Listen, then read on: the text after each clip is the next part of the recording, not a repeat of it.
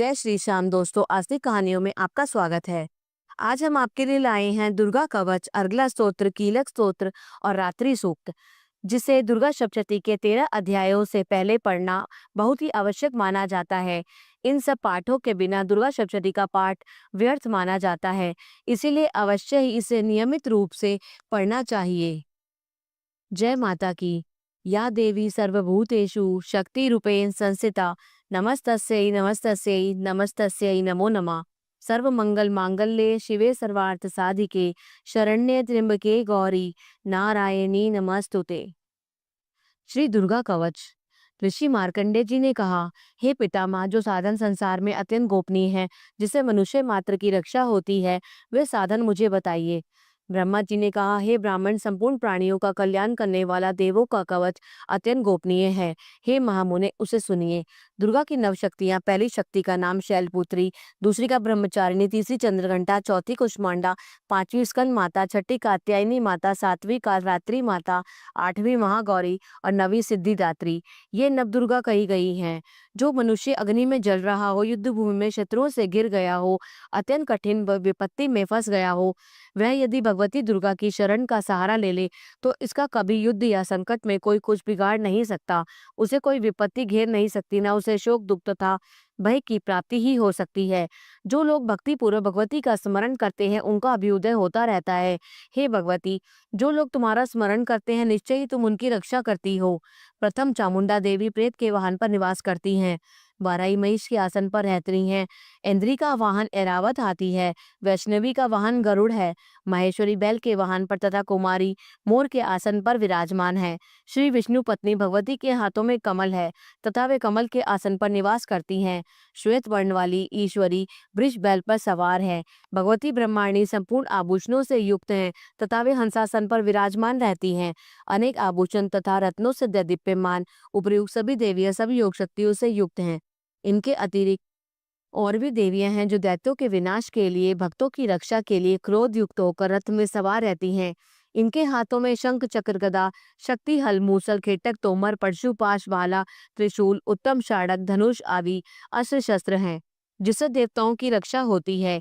तथा देवी जिन्हें दैत्यों की देह नाश तथा भक्तों के मन से भय नाश के लिए धारण करती हैं। महाभय का विनाश करने वाली, महान बल, महाघोर क्रम तथा महान उत्साह से सुसंपन्न, हे महारौद्री, तुम्हें नमस्कार है। हे शत्रुओं का भय बढ़ाने वाली देवी, तुम्हें रक्षा करो। दुर्गम देश के कारण मैं तुम्हारी ओर देख नहीं सकता। ऐन्द्री शक्ति पूर्व दिशा में मेरी रक्षा करे। अग्नि देवता की अग्निय शक्ति अग्निकोण में हमारी रक्षा करे। वाराही शक्ति दक्षिण दिशा में, खड़गधारिणी नेतृत्व कोण में, वारुणी शक्ति पश्चिम दिशा में तथा मृग के ऊपर सवार रहने वाली शक्ति वायव्य कोण में हमारी रक्षा करे। भगवान कार्तिकेय की शक्ति कुमारी उत्तर दिशा में, शूल धारण करने वाली ईश्वरी शक्ति ईशान कोण में, ब्रह्माणी ऊपर तथा वैष्णवी शक्ति नीचे हमारी रक्षा करें। इसी प्रकार से शव के ऊपर विराजमान चामुंडा देवी दसों दिशा में हमारी रक्षा करे। आगे जया, पीछे विजया हमारी रक्षा करे। बाएं भाग में अजीता, दाहिने हाथ में उपराजिता, शिखा में उद्योतिनी, सिर में उमा नियम पूर्वक हमारी रक्षा करें।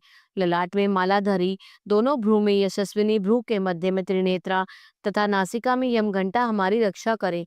दोनों नेत्रों के बीच में षडखनी, दोनों कान के मध्य में द्वारवासिनी, कपाल में कालिका, कर्ण के मूल भाग में शांकरी देवी हमारी रक्षा करे। नासिका के बीच का भाग स्कंधा, ओष्ठ में चर्चिका, अधर में अमृतकला, जिह्वा में सरस्वती हमारी रक्षा करे। कुमारी दांतों की चंडिका, कंठ प्रदेश की चित्रघंटा, गले की तथा महामाया तालु की रक्षा करे। कामाक्षी ठोड़ी की, सर्वमंगला वाणी की, भद्रकाली ग्रीवा की तथा धनुष को धारण करने वाली रीढ़ प्रदेश की रक्षा करे। कंठ से बाहर नीलग्रीवा और कंठ की नली में नलकुवरी, दोनों कंधों की खड़गिनी तथा वज्र को धारण करने वाली दोनों बाहु की रक्षा करे। दोनों हाथ में दंड को धारण करने वाली तथा अंबिका अंगुलियों में हमारी रक्षा करे। शूलेश्वरी नखों की तथा कुलेश्वरी कुक्षी प्रदेश में स्थित होकर हमारी रक्षा करे। महादेवी दोनों स्तन की, शोक के नाश करने वाली मन की रक्षा करे। ललिता देवी हृदय में तथा त्रिशूल धारिणी उत्तर प्रदेश में स्थित होकर हमारी रक्षा करे। नाभि में कामिनी तरह गुहे भाग में गुहेश्वरी हमारी रक्षा करे। कामिका तथा पूतना लिंग की महेश्वानी गुदा में हमारी रक्षा करे। भगवती कटी प्रदेश में तथा विंध्यवासिनी घुटनों की रक्षा करें। संपूर्ण कामनाओं को प्रदान करने वाली महाबला जांघों की रक्षा करें। नारसी दोनों पैर की घुट्टियों की तेजसी देवी पैर के पिछले भाग की रक्षा करें। दंष्ट्रा कराली नखों की ऊर्ध्व केशनी देवी केशों की तथा रोमावली के छिद्रों में तथा बागेश्वरी हमारी त्वचा की रक्षा करे।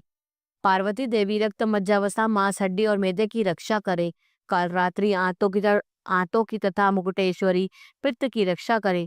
पद्मावती सहस्र दल कमल में चूड़ामणि कफ में ज्वालामुखी नखराशि में उत्पन्न तेज की तथा अमेध्या सभी संधियों की रक्षा करे। ब्रह्माणी शुक्र की छत्रेश्वरी छाया की धर्म को धारण करने वाली हमारे अहंकार मन तथा बुद्धि की रक्षा करे। वज्र हस्ता प्राण अपान व्यान उदान तथा समान वायु की कल्याण से सुशोभित होने वाली कल्याण शोभना हमारे प्राणों की रक्षा करे।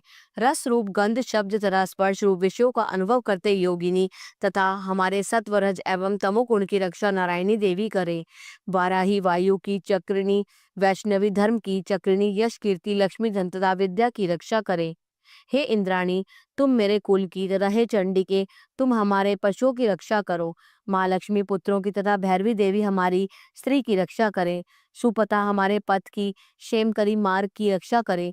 राजद्वार पर माँ लक्ष्मी तथा सब और व्याप्त रहने वाली विजया भयों से हमारी रक्षा करे। हे देवी इस कवच में जिस स्थान की रक्षा नहीं की गई है उस आरक्षित स्थान में पाप को नाश करने वाली जयंती देवी हमारी रक्षा करे। यदि मनुष्य अपना कल्याण चाहे तो कवच के पाठ के बिना एक पग भी कहीं यात्रा न करे, क्योंकि कवच का पाठ करके चलने वाला मनुष्य जिस जिस स्थान पर जाता है उसे वहां वहां धन का लाभ होता है और संपूर्ण कामनाओं को सिद्ध करने वाली विजय की प्राप्ति होती है। वह पुरुष जिस जिस अभिष्ट वस्तु को चाहता है वह वस्तु उसे निश्चय ही प्राप्त होती है। कवच का पाठ करने वाला इस पृथ्वी पर अतुल ऐश्वर्य प्राप्त करता है। वह किसी से नहीं डरता और युद्ध में उसे कोई हरा भी नहीं सकता और तीनों लोकों में उसकी पूजा होती है। यह देवी का कवच देवताओं के लिए दुर्लभ है। जो लोग संध्या में तीनों श्रद्धा पूर्वक इसी कवच का पाठ करते हैं उन्हें देवी कला की प्राप्ति होती है। तीनों लोकों में उन्हें कोई जीत नहीं सकता। उस पुरुष की अपमृत्यु नहीं होती, वह 100 से भी अधिक वर्ष तक जीवित रहता है। इस कवच का पाठ करने से लूता विस्फोटक आदि सभी प्रकार के रोग नष्ट हो जाते हैं। स्थावर विष जंगम विष कृत्रिम विष ये सभी प्रकार के विष नष्ट हो जाते हैं। मारण मोहन तथा उच्चाटन आदि सभी प्रकार के किए गए अभिचार यंत्र तथा मंत्र पृथ्वी तथा आकाश में विचरण करने वाले ग्राम देवतारी जल में उत्पन्न होने वाले तथा उपदेश से सिद्ध होने वाले सभी प्रकार के शुद्ध देवता आदि कवच के पाठ करने वाले मनुष्य को देखते ही विनष्ट हो जाते हैं। जन्म के साथ उत्पन्न होने वाले ग्राम देवता, कुलक्रम से उत्पन्न होने वाले कुल देवता, कंठवाला डाकिनी शाकिनी, अंतरिक्ष में विचरण करने वाली अत्यंत भयानक बलवान डाकिनियां, ग्रह भूत पिशाच, ब्रह्म राक्षस, बेताल कुष्मांड तथा भयानक भैरव आदि सभी अनिष्ट करने वाले जीव विशेष कवच का पाठ करने वाले मनुष्य को देखते ही विनष्ट हो जाते हैं। कवचधारी पुरुष को राजा के द्वारा सम्मान की प्राप्ति होती है। यह कवच मनुष्य के तेज की वृद्धि करने वाला है। कवच का पाठ करने वाला पुरुष इस पृथ्वी को अपनी कीर्ति से सुशोभित करता है और अपनी कीर्ति के साथ नित्य अभ्युदय को प्राप्त करता है। जो कवच का पाठ कर दुर्गा सप्तशती का पाठ करता है उसकी अरण्य में रोदन के समान सिद्धि प्राप्त होती है। जो कवच का पाठ कर दुर्गा सप्तशती का पाठ करके करता है उसकी पुत्र पुत्रादि संतति पृथ्वी पर तब तक विद्यमान रहती है जब तक पहाड़ वन कानन कानन से युक्त यह पृथ्वी टिकी हुई है। कवच का पाठ कर दुर्गा सप्तशती का पाठ करने वाला मनुष्य मरने के बाद महामाया की कृपा से देवताओं के लिए जो अत्यंत दुर्लभ स्थान है उसे प्राप्त कर लेता है और उत्तम रूप प्राप्त कर शिव जी के साथ आनंद पूर्वक निवास करता है।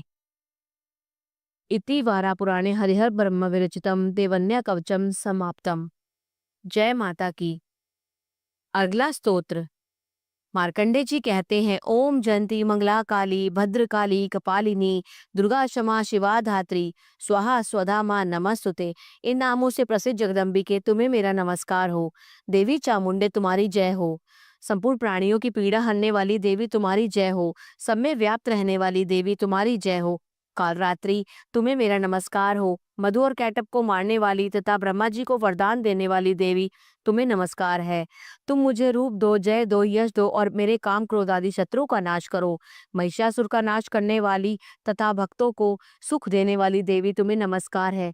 तुम रूप दो, जय दो, यश दो और काम क्रोध आदि शत्रु का नाश करो।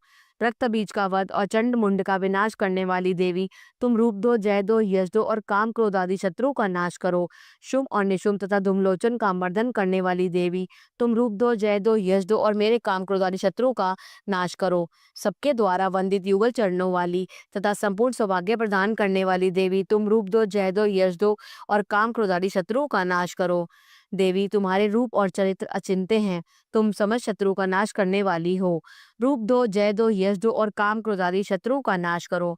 पापों को दूर करने वाली चंडिके, जो भक्ति पूर्वक तुम्हारे चरणों में सर्वदा मस्तक झुकाते हैं, उन्हें रूप दो, जय दो, यश दो और उनके काम क्रोध आदि शत्रुओं का नाश करो। रोगों का नाश करने वाली चंडिके, जो भक्ति पूर्वक तुम्हारी स्तुति करते हैं, उन्हें रूप दो, जय दो, यश दो और उनके काम क्रोध आदि शत्रुओं का नाश करो। चंडिके, इस संसार में जो भक्ति पूर्वक तुम्हारी पूजा करते हैं, उन्हें रूप दो, जय दो, यश दो और उनके काम क्रोध आदि शत्रुओं का नाश करो। मुझे सौभाग्य और आरोग्य दो, परम सुख दो, रूप दो, जय दो, यश दो और मेरे काम क्रोध आदि शत्रुओं का नाश करो। जो मुझसे द्वेष रखते हो, उनका नाश और मेरे बल की वृद्धि करो। रूप दो, जय दो, यश दो और मेरे काम क्रोध आदि शत्रुओं का नाश करो। देवी, मेरा कल्याण करो, मुझे उत्तम संपत्ति प्रदान करो। रूप दो, जय दो, यश दो और मेरे काम क्रोध आदि शत्रुओं का नाश करो। अंबिके, देवता और असुर दोनों ही अपने माथे की मुकुट की मणियों को तुम्हारे चरणों पर घिसते रहते हैं। तुम रूप दो, जय दो, यश दो और काम क्रोध आदि शत्रुओं का नाश करो। तुम अपने भक्तजनों को विद्वान, यशस्वी, लक्ष्मीवान बनाओ तथा रूप दो, जय दो, यश दो और उसके काम क्रोध आदि शत्रुओं का नाश करो। प्रचंड दैत्यों के दर्प का दलन करने वाली चंडिके, जो मुझ शरणागत को रूप दो, जय दो, यश दो और मेरे काम क्रोधादि शत्रु का नाश करो। चतुर्मुख ब्रह्मा जी के द्वारा प्रशंसित चार भुजाधारिणी परमेश्वरी, तुम रूप दो, जय दो, यश दो और मेरे काम क्रोधादि शत्रु का नाश करो। देवी अंबिके, भगवान विष्णु नित्य निरंतर भक्ति पूर्वक आपकी स्तुति करते रहते हैं। तुम रूप दो, जय दो, यश दो और काम क्रोध आदि शत्रुओं का नाश करो। हिमालय कन्या पार्वती के पति महादेव जी के द्वारा प्रशंसित होने वाली परमेश्वरी, तुम रूप दो, जय दो, यश दो और काम क्रोध आदि शत्रु का नाश करो। शचीपति इंद्र के द्वारा सद्भाव से पूजित होने वाली परमेश्वरी, तुम रूप दो, जय दो, यश दो और काम क्रोध आदि शत्रु का नाश करो। प्रचंड भुजदंडों वाले दैत्यों का घमंड चूर करने वाली देवी, तुम रूप दो, जय दो, यश दो और मेरे काम क्रोध आदि शत्रु का नाश करो। देवी अंबिके, तुम अपने भक्तजनों को सदा असीम आनंद प्रदान करती रहती हो। मुझे रूप दो, जय दो, यश दो और मेरे काम क्रोध आदि शत्रु का नाश करो। मन की इच्छा के अनुसार चलने वाला मनोहर पति प्रदान करो, जो दुर्गम संसार सागर से तारने में वाली उत्तम कुल में उत्पन्न हुआ हो। जो मनुष्य इस स्तोत्र का पाठ करके सप्तशती महास्तोत्र का पाठ करना चाहिए, वह सप्तशती की जब संख्या से मिलने वाले श्रेष्ठ फल का प्राप्त होता है और साथ ही प्रचुर संपत्ति भी प्राप्त कर लेता है। अगला स्तोत्र संपूर्णम। कीलक स्तोत्र। ओम चंडिका देवी को नमस्कार है। ऋषि मार्कंडेय जी कहते हैं, विशुद्ध ज्ञानी जिनका शरीर है, तीनों वेद जी जिनको तीन दिव्य नेत्र हैं, जो कल्याण प्राप्ति के हेतु हैं तथा अपने मस्तक पर अर्धचंद्र का मुकुट धारण करते हुए हैं, उन भगवान शिव को नमस्कार है। मंत्रों का जो अभिकीलक है, वह मंत्रों की सिद्धि में विघ्न उपस्थित करने वाले शाप रूपी कीलक का जो निवारण करने वाला है। उस सप्तशती स्तोत्र को संपूर्ण रूप से जानना चाहिए। यद्यपि सप्तशती के अतिरिक्त अन्य मंत्रों के जप में भी जो नित्य निरंतर लगा रहता है, वह भी कल्याण का भागी ही होता है। उसके भी उच्चाटन आदि कर्म सिद्ध होते हैं और उसे भी समस्त दुर्लभ वस्तु की प्राप्ति हो जाती है। तथापि जो अन्य मंत्रों का जप न करके केवल इस सप्तशती नामक स्तोत्र से ही देवी की स्तुति करते हैं, उन स्तुति मात्र से ही सच्चिदानंद स्वरूपिणी देवी सिद्ध हो जाती हैं। उन्हें अपने कार्य की सिद्धि के लिए मंत्र, औषधि तथा अन्य किसी साधन के उपयोग की आवश्यकता नहीं रहती। बिना जप के ही उनके उच्चाटन आदि समस्त अभिचारिक कर्म सिद्ध हो जाते हैं। इतना ही नहीं, उनकी संपूर्ण अभीष्ट वस्तुएं भी सिद्ध होती हैं। लोगों के मन में शंका थी कि जब केवल सप्तशती की उपासना से अथवा सप्तशती को छोड़कर अन्य मंत्रों की उपासना से भी समान रूप से सब कार्य सिद्ध होते हैं, तब इनमें श्रेष्ठ कौन सा साधन है। जो लोगों की शंका को सामने रखकर भगवान शंकर ने अपने पास आए हुए जिज्ञासुओं को समझाया कि यह सप्तशती नामक संपूर्ण स्तोत्र ही सर्वश्रेष्ठ एवं कल्याणमय है। तदनंतर भगवती चंडिका के सप्तशती नामक स्तोत्र को महादेव जी ने गुप्त कर दिया। सप्तशती के पाठ से जो पुण्य प्राप्त होता है, उसकी कभी समाप्ति नहीं होती, किंतु अन्य मंत्रों की जब जन्य पुण्य की समाप्ति हो जाती है। अतः भगवान शिव ने अन्य मंत्रों की अपेक्षा जो सप्तशती की श्रेष्ठता का निर्णय किया है, उसे यथार्थ ही जानना चाहिए। अन्य मंत्रों का जप करने वाला पुरुष भी यदि सप्तशती के स्तोत्र और जप का अनुष्ठान कर ले तो वह भी पूर्ण रूप से कल्याण का भागी होता है। इसमें तनिक भी संदेह नहीं है। जो साधक कृष्ण पक्ष की चतुर्दशी अथवा अष्टमी को एकाग्रचित होकर भगवती की सेवा में अपना सर्वस्व समर्पित कर देता है और फिर उसे प्रसाद रूप से ग्रहण करता है, उसी पर भगवती प्रसन्न होती हैं, अन्यथा उनकी प्रसन्नता नहीं प्राप्त होती। इस प्रकार सिद्धि के प्रतिबंधक रूप कील के द्वारा महादेव जी ने इस स्तोत्र को कीलित कर रखा है। जो पूर्वोक्त रीति से निष्कीलन करके इस सप्तशती स्तोत्र का प्रतिदिन स्पष्ट उच्चारण पूर्वक पाठ करता है वह मनुष्य सिद्ध हो जाता है। वह देवी का पार्षद होता है और वही गंधर्व भी होता है। सर्वत्र विचरते रहने पर भी इस संसार में उसे कहीं भय नहीं होता। वह अपमृत्यु के वश में नहीं पड़ता तथा देह त्यागने के अनंतर मोक्ष प्राप्त कर लेता है। अतः कीलन को जानकर उसका परिहार करके ही सप्तशती का पाठ आरंभ करें। जो ऐसा नहीं करता उसका हित नहीं हो पाता। यहाँ कीलक और निष्कीलन की ज्ञान की अनिवार्यता बताने के लिए ही हित न होना कहा है। वास्तव में किसी भी प्रकार देवी का पाठ करे उसे तो लाभ ही होता है। ये बात वचनांतरों से सिद्ध है। इसीलिए कीलक और निष्कीलन का ज्ञान प्राप्त करने पर ही यह स्तोत्र निर्दोष होता है और विद्वान पुरुष इस निर्दोष स्तोत्र का ही पाठ आरंभ करते हैं। स्त्रियों में जो कुछ भी सौभाग्य आदि दृष्टिगोचर होता है वह सब देवी के प्रसाद का ही फल है। अतः इस कल्याण में स्तोत्र का सदा जप करना चाहिए। इस स्तोत्र का मन स्वर से पाठ करने पर स्वर फल की प्राप्ति होती है, उच्च स्वर से पाठ करने पर पूर्ण फल की प्राप्ति होती है। अतः उच्च स्वर से ही इसका पाठ आरंभ करना चाहिए। जिनके प्रसाद से ऐश्वर्य, सौभाग्य, आरोग्य, संपत्ति, शत्रुनाश तथा परम मोक्ष की भी सिद्धि होती है, उस कल्याणमयी जगदम्बा की स्तुति मनुष्य क्यों नहीं करते, अर्थात अवश्य करनी चाहिए। जय माता की। रात्रि सूक्त। महतत्वादी रूप व्यापक इंद्रियों से सब देशों में समस्त वस्तुओं को प्रकाशित करने वाली रात्रि रूपा देवी अपने उत्पन्न किए हुए जगत के जीवों के शुभाशुभ कर्मों को विशेष रूप से देखती है और उनके अनुरूप फल की व्यवस्था करने के लिए समस्त विभूतियों को धारण करती है। ये देवी अमर है और संपूर्ण विश्व को नीचे फैलने वाली लता आदि को तथा ऊपर बढ़ने वाले वृक्षों को भी व्याप्त करके स्थित है। इतना ही नहीं, ये ज्ञानमयी ज्योति से जीवों को अज्ञान अंधकार का नाश कर देती है। पराचित शक्ति स्वरूप रात्रि देवी आकर अपनी बहन ब्रह्म विद्यामयी उषा देवी को भी प्रकट करती हैं, जिससे अविद्यामय अंधकार स्वतः नष्ट हो जाता है। वे रात्रि देवी इस समय मुझ पर प्रसन्न हो, जिनके आने से हम लोग अपने घरों में सुख से सोते हैं, ठीक वैसे ही जैसे रात्रि के समय पक्षी अपने बनाए हुए घोंसलों में सुखपूर्वक शयन करते हैं, उस करुणामयी रात्रि देवी के अंक में संपूर्ण ग्रामवासी मनुष्य, पैरों से चलने वाले गाय, घोड़े आदि पशु, पंखों से उड़ने वाले पक्षी एवं पतंग आदि, किसी प्रयोजन से यात्रा करने वाले पथिक तथा बाज आदि भी सुखपूर्वक सोते हैं। हे रात्रिमय चित्त शक्ति, तुम कृपा करके वासनामयी वृक्की तथा परा पापमय वृक्क को हमसे अलग करो, काम आदि तस्कर समुदाय को भी दूर हटाओ, तदनंतर हमारे लिए सुखपूर्वक तरने योग्य हो जाओ, मोक्षदायिनी एवं कल्याणकारिणी बन जाओ। हे उषा, हे रात्रि की अधिष्ठात्री देवी, सब और फैला हुआ यह ज्ञानमय काला अंधकार मेरे निकट आ पहुंचा है, तुम इसे ऋण की भांति दूर करो। जैसे धन देकर अपने विद्वानों को ऋण देकर दूर करती हो, उसी प्रकार ज्ञान देकर इस अज्ञान को भी हटा दो। हे रात्रि देवी, तुम दूध देने वाली गऊ के समान हो। मैं तुम्हारे समीप आकर स्तुति आदि से तुम्हें अपने अनुकूल करता हूँ। परम व्योम स्वरूप परमात्मा की पुत्री, तुम्हारी कृपा से मैं काम आदि शत्रुओं को जीत चुका हूँ। तुम स्तोम की भांति मेरे इस भविष्य को भी ग्रहण कीजिए। जय माता की। अगर आपको ये अध्याय पसंद आए तो कृपया करके लाइक कीजिए, शेयर कीजिए, सब्सक्राइब कीजिए और आगे के 13 अध्याय अगले अंक में आपको सुनने के लिए मिल जाएंगे। जय श्री श्याम।